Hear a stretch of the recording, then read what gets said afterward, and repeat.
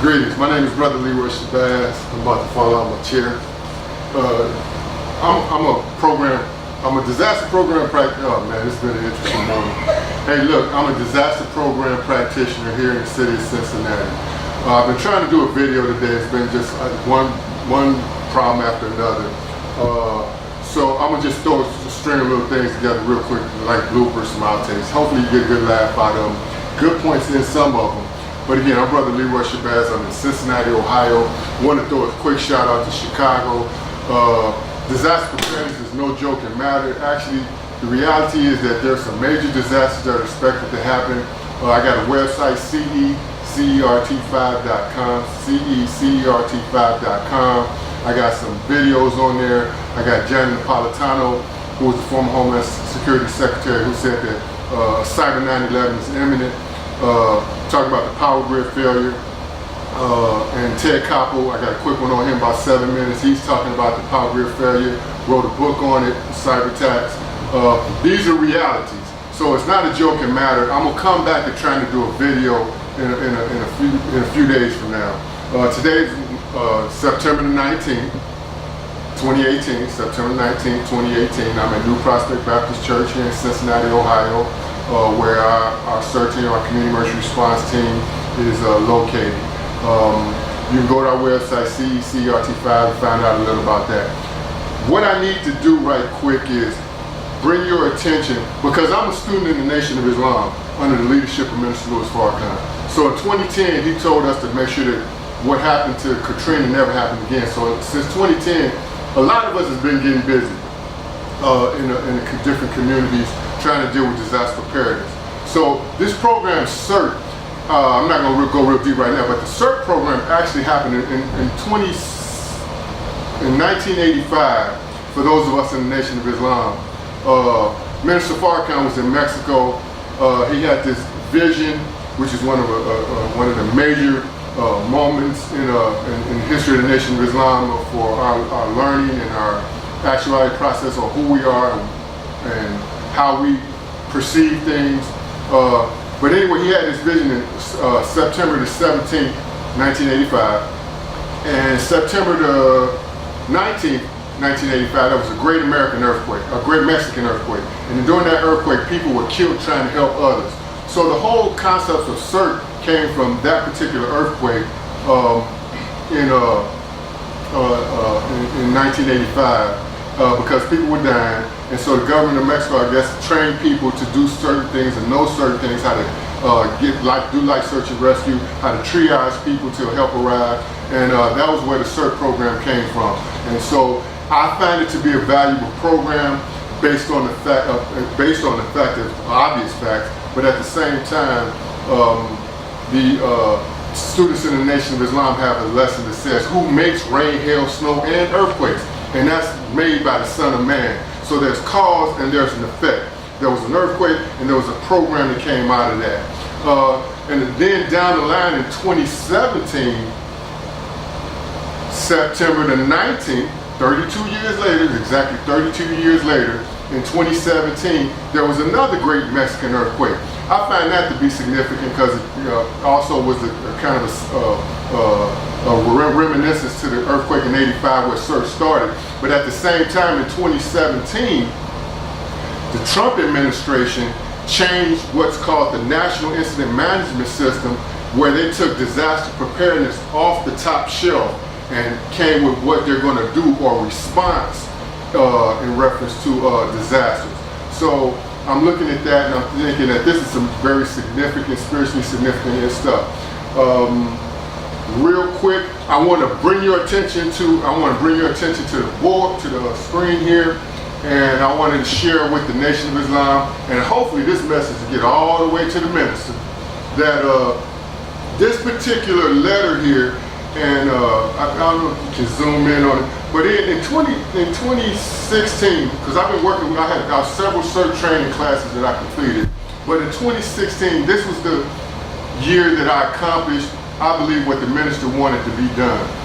This letter right here is August the 3rd, 2016. And in this particular letter right here, I'm preparing for a meeting with the Cincinnati Fire Department and the Hamilton County Emergency Management Agency. And I use and cite the National Incident Management System and Ohio Revised Code to accomplish a situation where, as a CERT program coordinator, we can work as CERT to make sure that our community is prepared and to put in place things that will get us prepared for something like a Katrina and more. So when we talk about power grid failures and things like that, the importance of the CERT program and people who have visions and insight, as I do, can do certain things though, so that when these things are come about, we have things in place that could tide us over. What's interesting is that in this system of the United States of America, racism is really a factor in disaster preparedness for us here in the United States. So that's definite. Now, going back to what I'm saying on the point that I'm making here with this letter, I want to quit this real quick. But going back to the second letter here, this letter is, the first letter was August the 3rd, 2016. This is an email from August the 7th, 2016, and this is from who was a district chief and Centurion of the Cincinnati Fire Department, and he's clarifying the points that we agreed upon at that meeting. And that meeting, point number one is that the Cincinnati Fire Department will coordinate credentialing of CERT volunteers. That said that they understood that those of us who had taken this training and those who have helped to come about needed our credentials so that if something happened, I wouldn't have to be stopped by a funny acting police officer when I'm trying to get to where I need to deal with disaster preparedness and coordinate things, by somebody who wants to say, no, I got my credentials, let me know. That way my credentials allow me to get past, instead of me having to say, brother, can I borrow your pistol and put this guy in his trunk because he won't do what we need to do to keep our people safe and secure. So credentialing is very important. I say that jokingly, but then the reality is people with attitudes can create problems for people that are trying to do something positive. Another thing that came by, that said in the city, and I want you to look at that email.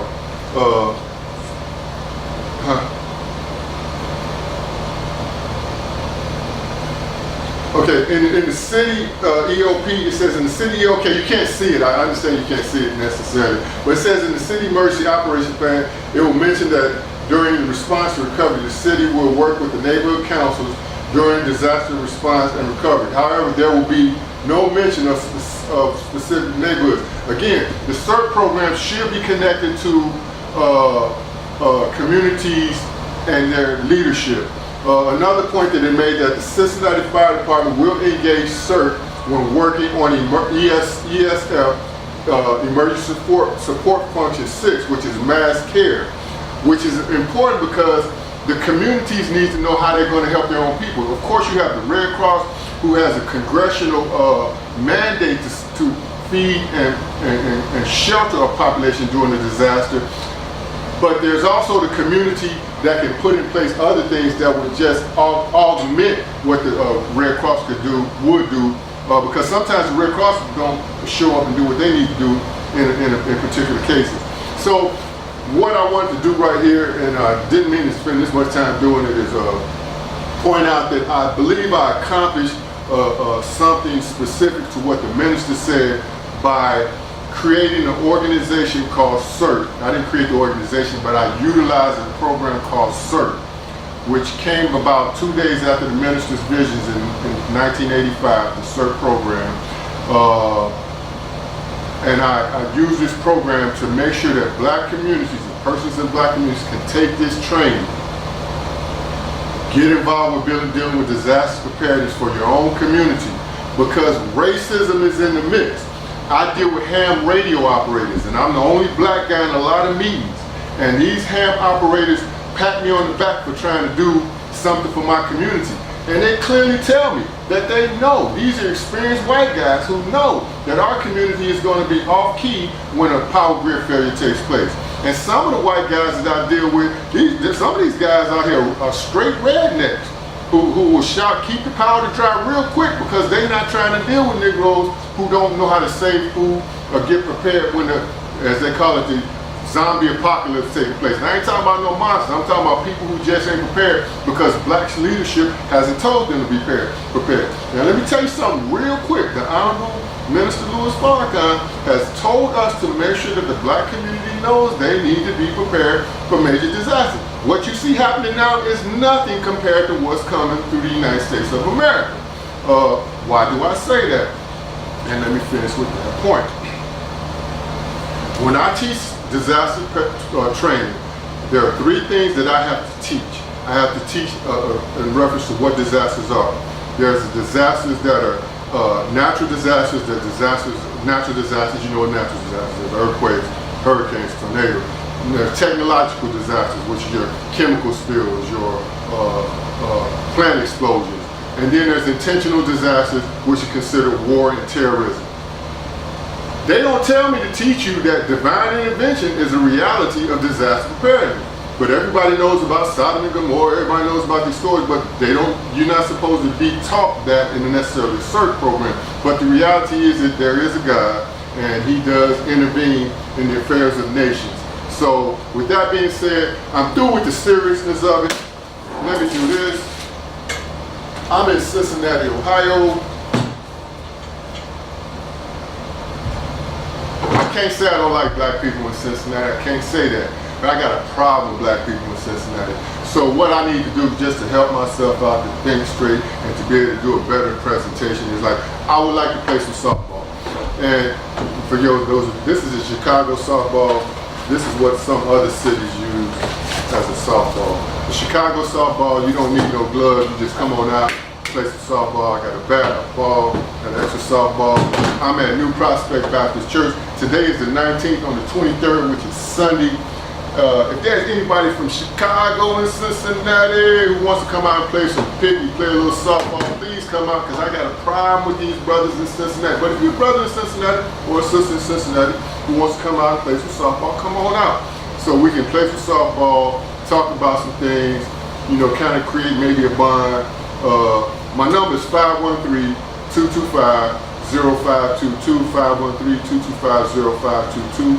513-225-0522. There's a new baseball field that's kind of overgrown already here in New Prospect Baptist Church, 1580 Summit Road, 1580 Summit Road, Cincinnati, Ohio 45237.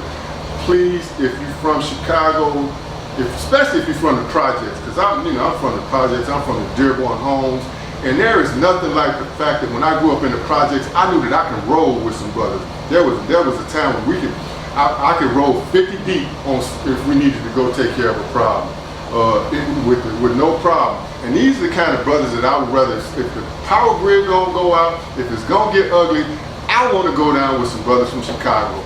Cincinnati brothers, including my sons, can just stay in the back somewhere. But let me roll with some brothers from Chicago. So anyway, if you're from Chicago, come on out, play some softball with me this Sunday. Let's get to know each other. Let me share some other information with you about disaster preparedness, because Chicago is not prepared for disaster preparedness. I don't know nobody up there, nobody black in Chicago that understands the reality of what needs to be done. Nobody. In reference to our community, in reference to what really needs to be done to help our community. When I took some of the CERT training, I had to sneak up to Chicago because the white boys down here was acting funny at the emergency management agency. So I snuck to Chicago, and on the west side, I'm taking this CERT training where I got the training. And I'm in there with police and firefighter officials who got rank, lieutenants and colonels or whatever the different rank was, and they realize that they don't know what to do if something major like a power grid or a major earthquake took place. And so there's a reality that if you're from Chicago, you can help me to get that information up there also. So that's pretty much all I got to say. What I'm going to include with this video is some bloopers and from outtakes I've been trying to do all day. Hopefully next time that you see me doing a video, it'll be a prim and proper video, and it'll be more precise and have more technical information and resource information. That's all I got. Peace.